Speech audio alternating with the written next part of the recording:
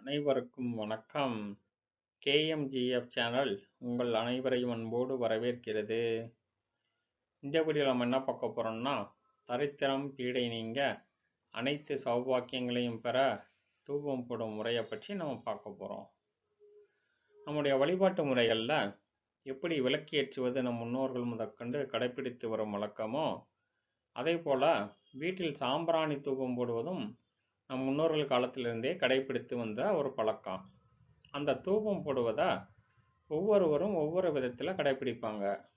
அது அவரவர் வழக்கத்தை பொறுத்தது. அப்படி போடக்கூடிய தூபத்தின் மூலம் நம் வீட்டில் இருக்கும் கெட்ட அதிர்வலைகள் நீங்கி நல்ல அதிர்வலைகள் பெருகும். அது மட்டுமின்றி மகாலட்சுமி தாயாரின் அருட்கடாட்சம் கிடைக்கும் என்பதுதான் இந்த தூபம் போடுவதின் நோக்கம். இந்த தூபத்தோடு சில பொருட்களை சேர்ப்பதன் மூலம் நம்மை பிடித்த பீடை தரித்திரம் நீங்கும் என்று சொல்லப்பட்டிருக்குது. இப்படி நீங்குவதோடு மகாலட்சுமி தாயாரையும் நம் இல்லம் தேடி வர வைக்கும். இப்படி சகல சௌபாக்கியத்தையும் பெற்றுத்தரக்கூடிய அற்புதமான ஒரு தூப முறையை பற்றி தான் ஆன்மீகம் குறித்த இந்த பதிவில் இப்போ நம்ம பார்க்க போகிறோம். வீட்டில் தூபம் போட வேண்டும்னாலே உடனே அனைவருக்கும் ஞாபகம் வருவது சாம்பிராணி புகை தான். அதை தவிர்த்து அதில் 1-2 பொருட்களை அவரவர் விருப்பத்திற்கு ஏற்ப சேர்த்து போடுவாங்க.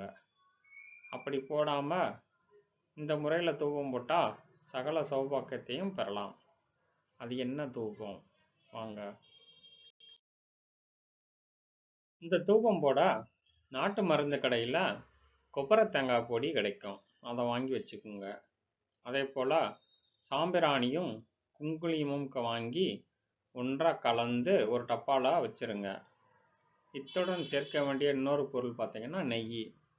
சுத்தமான பசுவின் நெய்யாக இருந்தால் நல்லது. அது கிடைக்காத பட்சத்தில் தரமான நெய்யாக பார்த்து வாங்கிக்கோங்க. இப்போது சாம்பிராணி தூபம் போட அனைத்தையும் தயார் செஞ்ச பிறகு இந்த சாம்பிராணி பொடி குங்குளியம் கலந்த தூளை போட்டுட்டு அதில் கொஞ்சம் கொப்பரை தேங்காய் பொடியும் போட்டுருங்க.